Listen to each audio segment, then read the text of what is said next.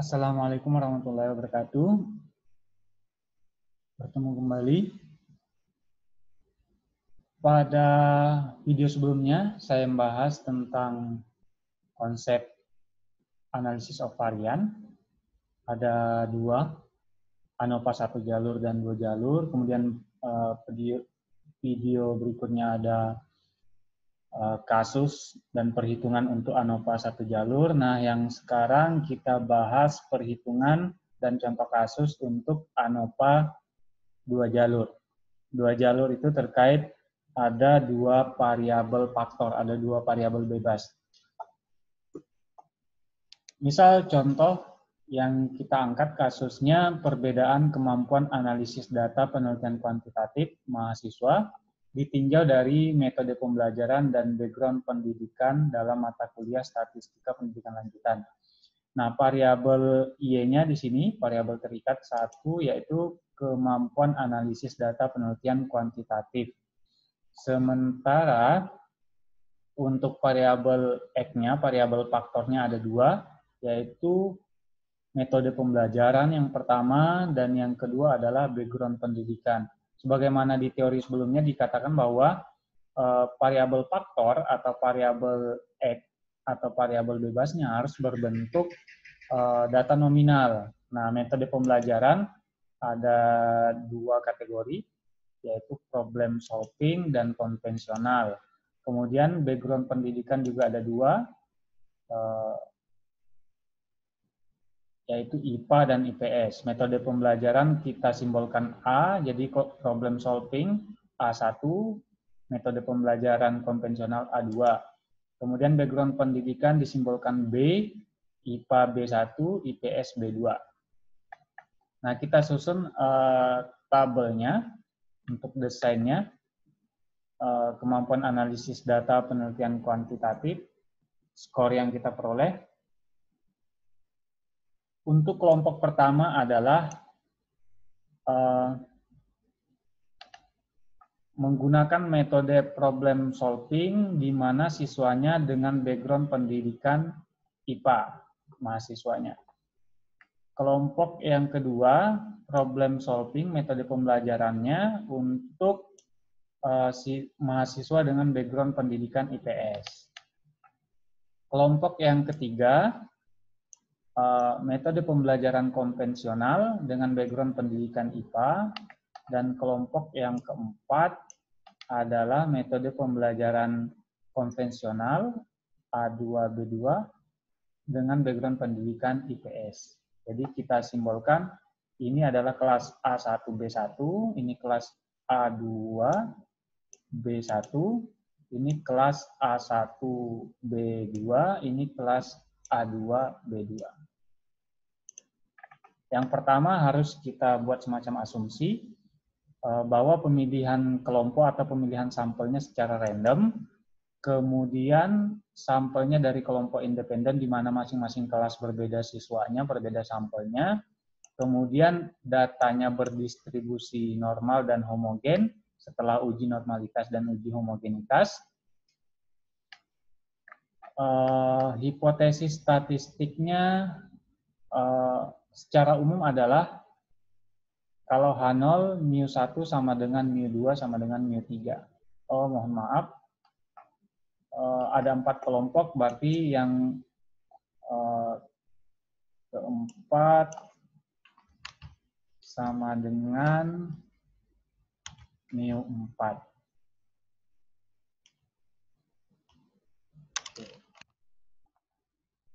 Rata-rata kelompok 1 sama dengan rata-rata kelompok 2, sama dengan rata-rata kelompok 3, sama dengan rata-rata kelompok 4. Nah, tolak H0 atau hipotesis H1-nya, di mana salah satu tanda sama dengan tidak berlaku, artinya ada yang tidak sama dengan. Itu secara umum. Nah, hipotesis untuk penelitiannya, sebenarnya ada 3, yang di sini yang saya sebutkan ada 1 pokoknya. Kalau yang pertama adalah terdapat perbedaan kemampuan analisis data penelitian kuantitatif mahasiswa menggunakan metode pembelajaran yang pertama, hipotesisnya. Dan hipotesis yang kedua, terdapat hipotesis 1 yang kedua, terdapat perbedaan kemampuan analisis data penelitian kuantitatif mahasiswa berdasarkan background pendidikan. Yang kedua. Yang ketiga, baru yang ini. Yang hipotesis 0-nya, tidak terdapat perbedaan kemampuan analisis data penelitian kuantitatif mahasiswa ditinjau dari metode pembelajaran dan background. Kemudian H1-nya, terdapat perbedaan kemampuan analisis data ditinjau dari metode pembelajaran dan background. Kalau dalam penelitian kausal ini istilahnya ada X1, kemudian X2, di sini Y. Nah, yang X1, pengaruh X1 secara simultan terhadap Y, artinya bersama-sama. Nah, kalau di dalam penelitian komparatif atau ANOVA, itu disebut dengan interaksi. Ada interaksi antara metode pembelajaran dan background pendidikan. Nah, di mana kemampuan analisis data mahasiswa itu berbeda ketika ada interaksi antara metode dengan background pendidikan. Nah, kira-kira konsepnya kalau di penelitian kausal, pengaruh X1 dan X2 secara bersamaan terhadap Y, secara simultan.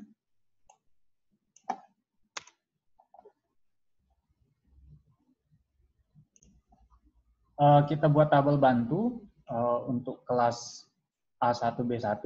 Kelas A1B1 ini saya contohkan, dia menggunakan metode pembelajaran problem solving dengan background pendidikan IPA B1.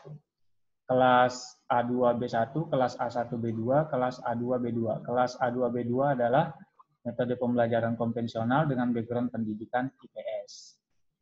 Nah, kita hitung sigma masing-masing skor ini, skor Y untuk A1B1, nanti baru dihitung kuadratnya.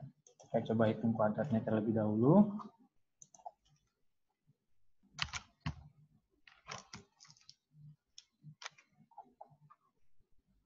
A1B1, kemudian kuadrat A2B1, kemudian kuadrat A1B2, kemudian kuadrat A2B2. Oke, kita tarik rumusnya.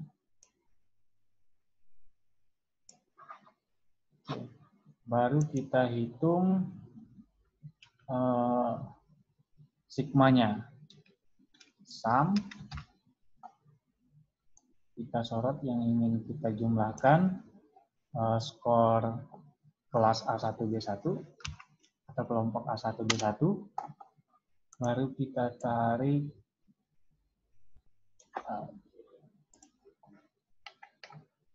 nah, kemudian tabel bantu berikutnya adalah kita hitung N masing-masing kelompok dulu. Jadi intinya N masing-masing kelompok tidak mesti sama jumlah N-nya. Tapi kalau di contoh kasus saya contohkan ini ada sama jumlah N-nya. Karena di sini nggak ada nomor, cara menghitung sampelnya coba kita pakai rumus Excel, konta.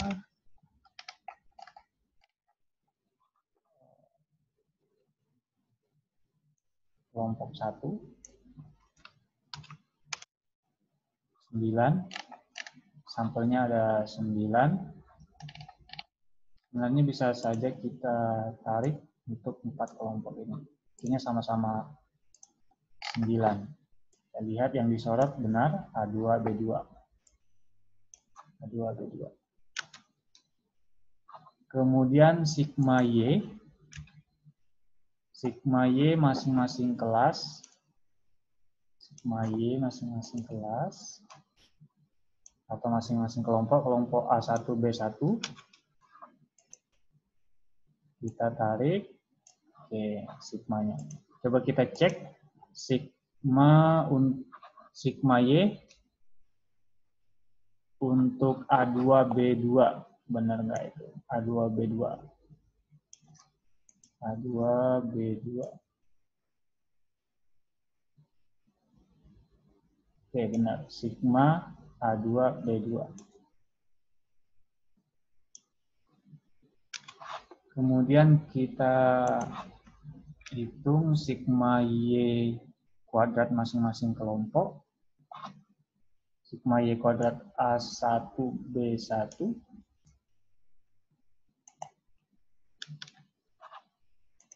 Kita tarik. Oke. Karena kolomnya dempetan, jadi kita tarik rumus sebenarnya nggak masalah.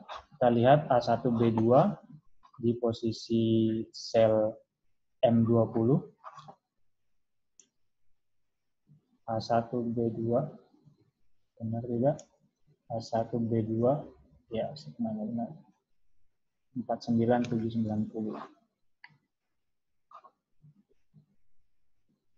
Kemudian sigma Y kecil kuadrat, sama seperti di ANOVA satu jalur, sigma Y kuadrat dikurang sigma Y dikuadratkan dibagi N-nya. Kita tarik, bisa rumusnya.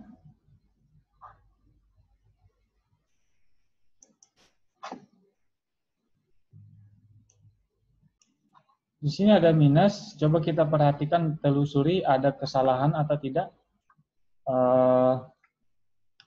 Kita lihat ternyata sigma Y A2B2 dan sigma Y kuadrat A2B2 sama, ada kesalahan terjadi kira-kira. Kesalahannya adalah ternyata di sini tidak saya kuadratkan tadi. Oke, seharusnya ini dikuadratkan. Maaf. Seharusnya di sini dikuadratkan. Oke.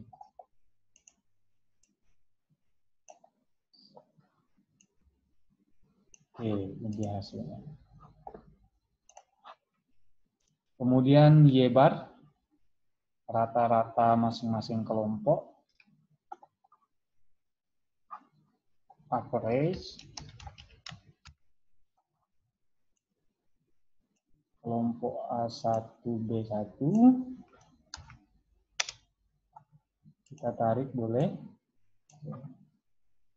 Average untuk A2B2. Oke, ini dia average. Dapat dilihat kelompok A1B1 metode problem solving background IPA rata-ratanya 84. Kemudian A2B1 problem solving background IPA rata-ratanya 73. Maaf, A2 ini konvensional untuk IPA. A2 itu metode konvensional, background IPA rata-ratanya 73.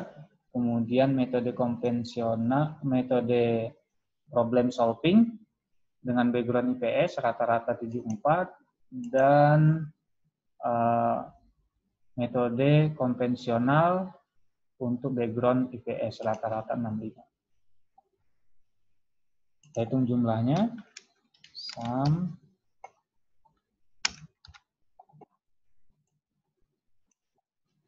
totalnya 36, 9 kali 4, kemudian kita hitung total ke bawah. Oke. Langkah berikutnya, hitung jumlah kuadrat total. Y total, Y kuadrat total. Di sini Y kuadrat totalnya ini. Kemudian dikurang sigma Y total dikuadratkan dibagi N total. Sigma Y total dikuadratkan dibagi N total. Hasilnya untuk jumlah kuadrat total adalah berikutnya jumlah kuadrat antar kelompok A. jumlah kuadrat antar kelompok A. Antar kelompok A berarti antar kelompok menggunakan metode pembelajaran. Kita lihat kelompok A tadi adalah metode pembelajaran, berarti kita menghitung jumlah kuadrat antar kelompok yang menggunakan metode pembelajaran.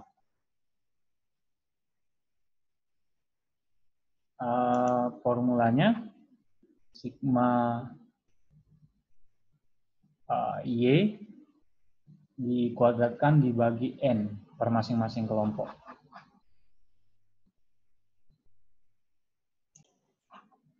Baik, kita hitung untuk kelompok A yang pertama yang menggunakan problem solving sama dengan berarti yang A1 terlebih dahulu. A1 ada dua ya, A1 B1 ditambah A1 B2. Ini kelompoknya, kelompok A1. Dikuadratkan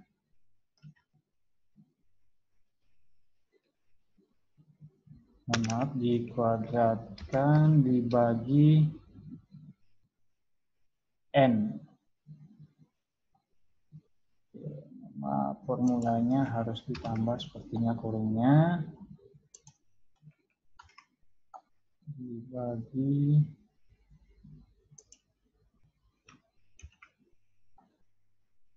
N kelompok A1 B1 tambah N kelompok A1 B2. Intinya untuk sigma Y dikuadratkan, karena ini antar kelompok, berarti kita antar kelompok A, berarti yang kita hitung adalah kelompok A saja. Yang pertama A1. A1-nya ada dua di sini, kelompok A1. A1, ini A1 yang pertama, background IPA, dan A1 itu tadi pemecahan problem solving, metode problem solving A1, dengan background IPA dan dengan background IPS.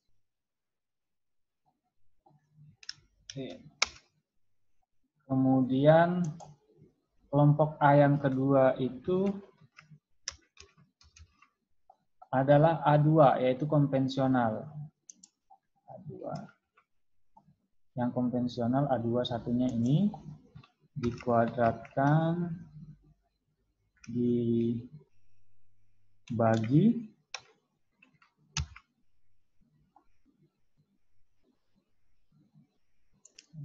kurungnya dibagi N-nya ditambahkan dulu.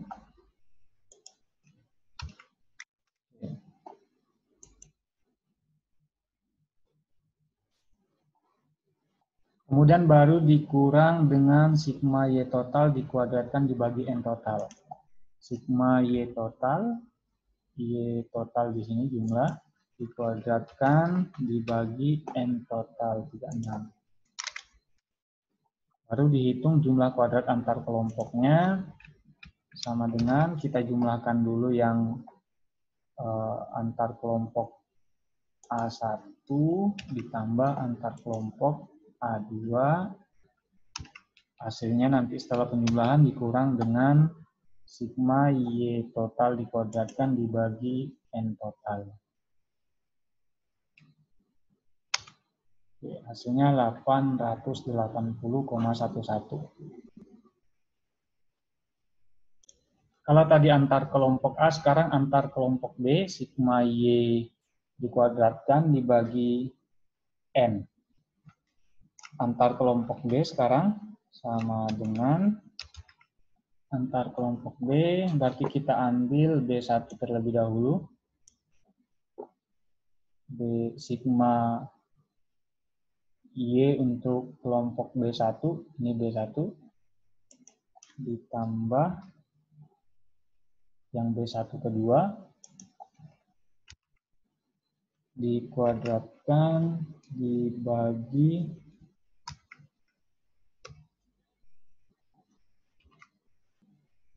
N-nya masing-masing kelompok.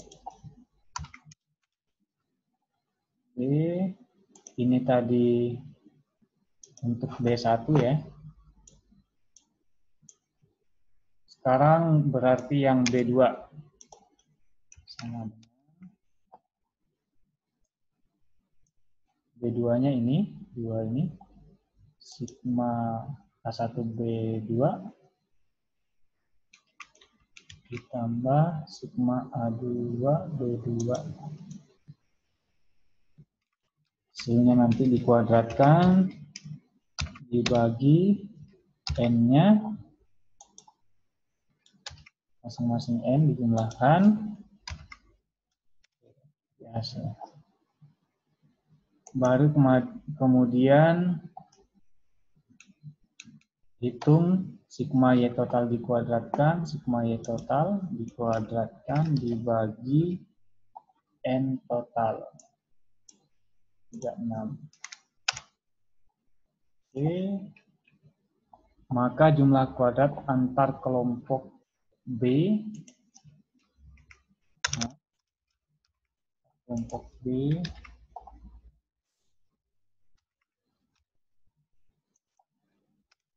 oke, 676 untuk antar kelompok B.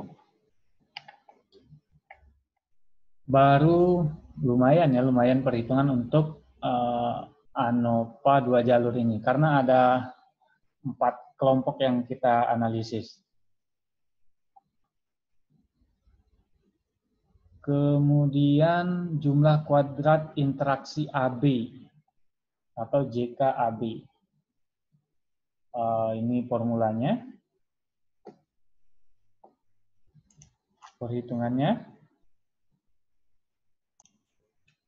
Sigma Y dikuadratkan dibagi N. Ini berlaku untuk semua kelompok. Jadi kita hitung berlaku untuk semua kelompok. Yang pertama, sigma Y kelompok pertama dikuadratkan dibagi N-nya tambah sigma Y kelompok kedua dikuadratkan dibagi N-nya ditambah sigma Y kelompok kedua dikuadratkan bagi N-nya tambah kelompok ketiga sigma Y kelompok ketiga dikuadratkan dibagi N-nya. Ini perhitungan manual ya, sekali lagi. Dapatlah nilai sigma Y IJ dikuadratkan dibagi N IJ. Kemudian baru hitung sigma Y total dikuadratkan dibagi N total, sama dengan sebelumnya. Sigma Y total dikuadratkan dibagi N total. Rumusnya dikurang jumlah kuadrat A dikurang jumlah kuadrat B. Jumlah kuadrat A-nya ini dan jumlah kuadrat B-nya ini. Jumlah kuadrat B. Baru kemudian sama dengan skor yang pertama dikurang lagi jumlah kuadrat antar kelompok B. Jadi jumlah kuadrat interaksi AB sebesar 11,11. Baru kita hitung lagi jumlah kuadrat dalam kelompok.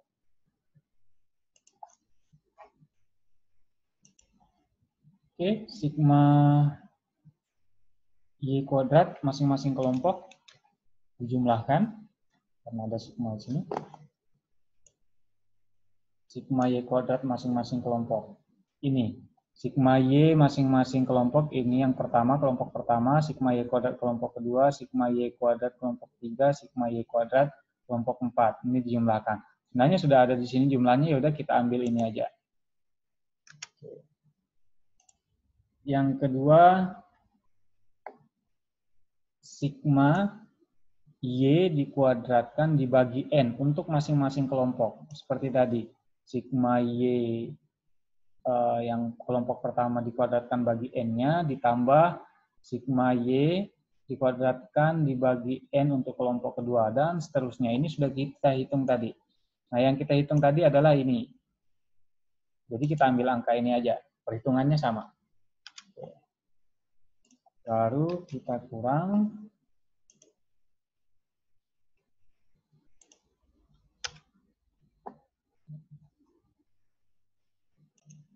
Berikutnya menentukan derajat bebas atau degree of freedom masing-masing sumber varian. Ada total derajat bebas antar kelompok A, antar kelompok B, antar derajat bebas interaksi AB, derajat bebas dalam kelompok.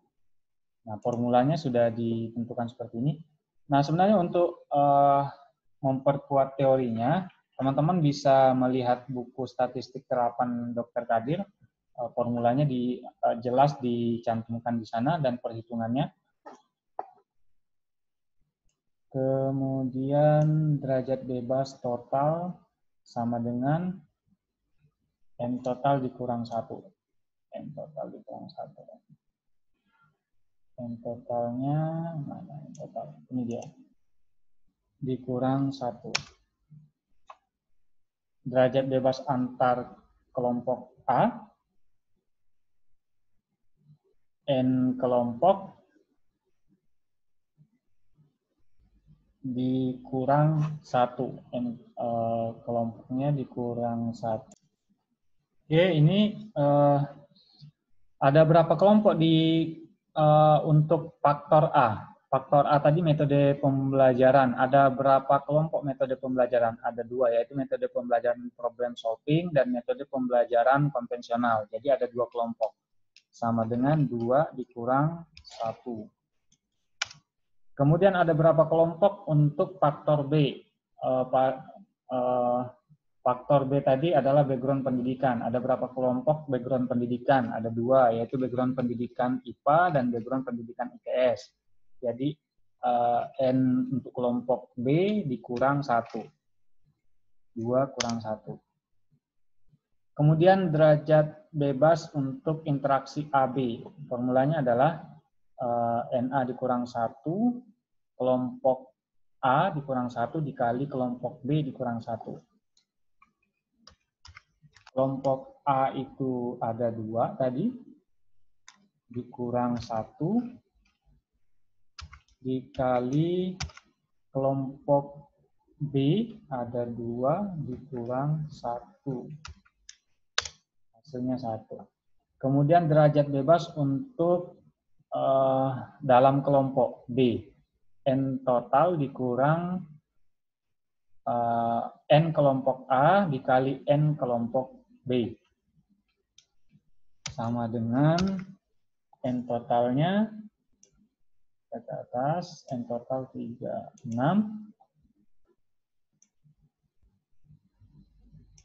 36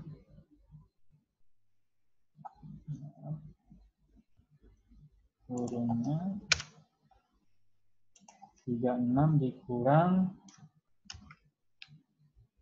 NA kelompok A 2 dikali kelompok B 2 juga tadi sudah saya jelaskan 32.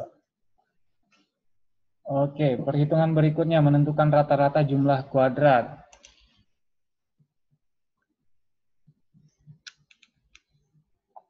Rata-rata jumlah kuadrat antar kelompok A adalah JKA dibagi DBA.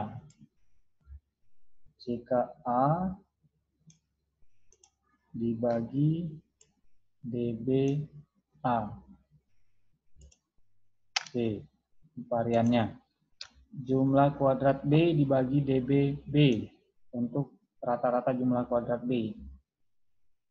Jumlah kuadrat dibagi DBB. DBB-nya mana?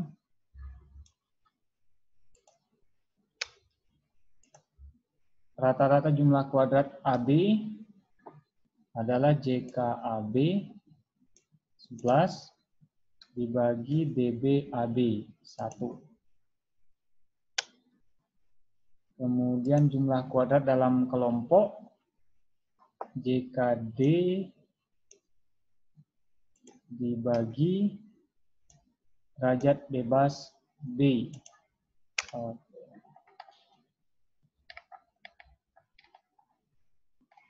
Setelah menentukan jumlah kuadrat sumber varian, menentukan derajat bebas, menentukan rata-rata jumlah kuadrat, baru yang menentukan adalah F hitungnya untuk melihat signifikansinya, perbedaan. Perbedaan yang signifikan atau tidak. Oke, untuk hipotesis pertama, hipotesis kedua, hipotesis ketiga. F hitung antar kelompok A adalah RJKA dibagi rata-rata jumlah kuadrat D. Oke, ini dia F hitungnya. F hitung antar kelompok B, RJK rata-rata jumlah kuadrat B dibagi rata-rata jumlah kuadrat D. Kemudian F hitung interaksi kelompok A dan B sama dengan rata-rata jumlah kuadrat AB dibagi RJK D 0,335. Oke, masukkan ke tabel ANOVA untuk mudah menyajikan menyajikan perhitungan tadi. Jumlah kuadrat antar kelompok. Jumlah kuadrat antar kelompok. Oke. Maaf. Lumayan memakan waktu untuk perhitungan ANOVA 2 jalur ini. Jumlah kuadrat antar kelompok A. Jumlah kuadrat antar kelompok B. Jumlah kuadrat interaksi AB. Jumlah kuadrat dalam kelompok.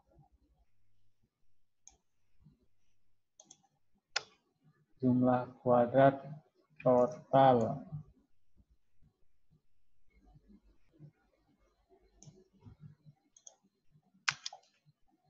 Baru derajat bebas masing-masing sumber varian. Antar A. Antar B.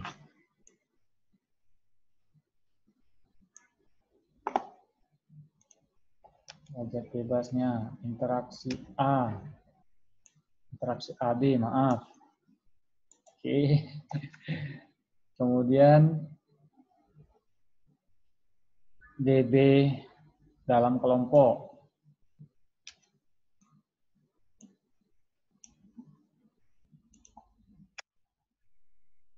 Rata-rata jumlah kuadrat. Rata-rata jumlah kuadrat masing-masing dibagi derajat bebas masing-masing. Itu lebih mudahnya jumlah kuadrat A bagi DBA antar kelompok A. Jumlah kuadrat antar kelompok B dibagi DB kelompok B. Kelompok B itu kelompok background pendidikan antara IPS dan IPA. Kalau A, kelompok metode pembelajaran, problem solving, dan konvensional. Interaksi AB,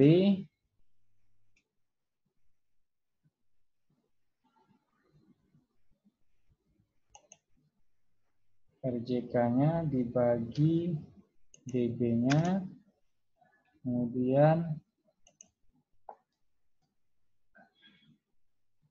jumlah kuadrat dalam dibagi DB dalam kelompok. Baru F hitung. Nah, ini untuk jawaban hipotesis 1, 2, dan 3. apakah terdapat perbedaan kemampuan analisis data penelitian kuantitatif mahasiswa antar kelompok metode pembelajaran. Antar kelompok metode pembelajaran ada 2 kelompok metode pembelajaran pemecahan masalah, problem solving, dan konvensional. Kita lihat berapa F hitungnya. Rumusnya adalah rata-rata jumlah kuadrat antar kelompok A dibagi rata-rata jumlah kuadrat dalam kelompok. Begitupun dengan antar kelompok B dibagi dengan rata-rata jumlah kuadrat dalam kelompok. Nah, interaksi.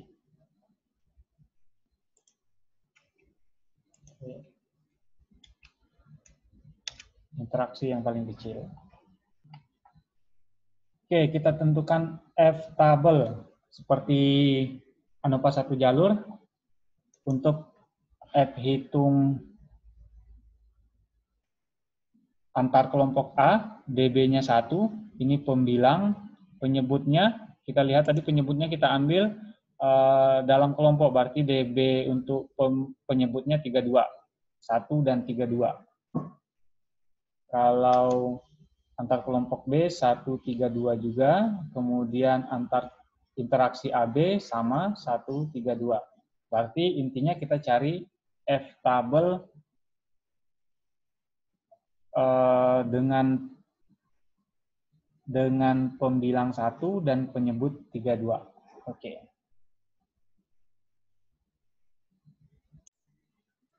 Tadi pembilang 1, penyebut 32. 4,15 untuk alfa 0,05. 4,15. Oke, 4,15.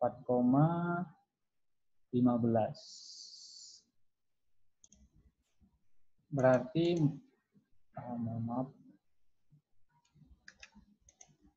4,15. Sama ya semuanya. Oke, 4,15.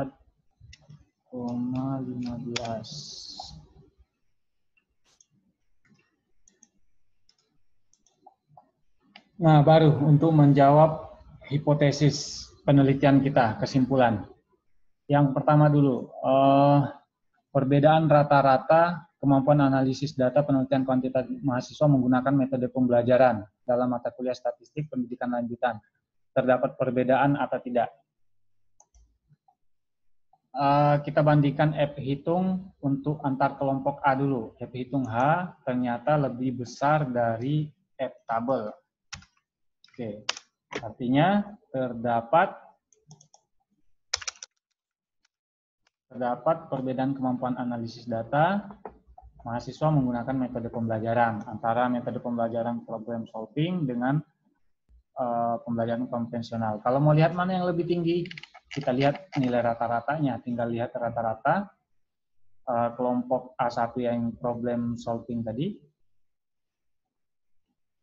antar kelompok A1 dan A2. Ternyata memang berbeda 84 untuk kelompok problem solving pertama, 74 problem solving kedua, sementara konvensional kelompok 1 73, konvensional kelompok 2 65. Artinya memang berbeda rata-rata kelas metode pembelajaran. Maka terdapat perbedaan. Sementara antar kelompok B, background pendidikan, terdapat tidak perbedaan kemampuan analisis data berdasarkan background pendidikan.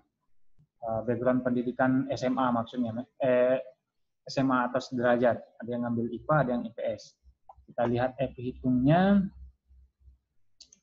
20,41, lebih besar. Lagi-lagi terdapat perbedaan. Terdapat perbedaan kemampuan analisis data penelitian kuantitatif mahasiswa berdasarkan background pendidikan. Nah, yang terakhir baru F hitung interaksi metode pembelajaran dan background pendidikan, terdapat nggak perbedaan kemampuan analisis data berdasarkan ditinjau dari dua faktor tadi, yaitu faktor metode dan faktor background pendidikan.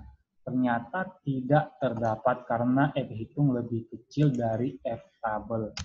Artinya tidak terdapat perbedaan kemampuan analisis data penelitian kuantitatif mahasiswa ditinjau dari metode dan background. Tidak ada interaksi antara dua faktor tadi, faktor metode dan faktor background pendidikan. Tapi kalau dianalisis satu-satu, ternyata terdapat perbedaan kalau misalnya antar kelompok metode. Terdapat perbedaan juga antar kelompok background pendidikan. Tapi ketika diinteraksikan, tidak terdapat perbedaan. Oke, barangkali itu pembahasan yang cukup lumayan panjang durasinya untuk perhitungan manual ANOVA 2 jalur. Mohon maaf lebih dan kurangnya, sekiranya ada kekeliruan mohon maaf. Semoga bermanfaat. Saya akhiri. Wassalamualaikum warahmatullahi wabarakatuh.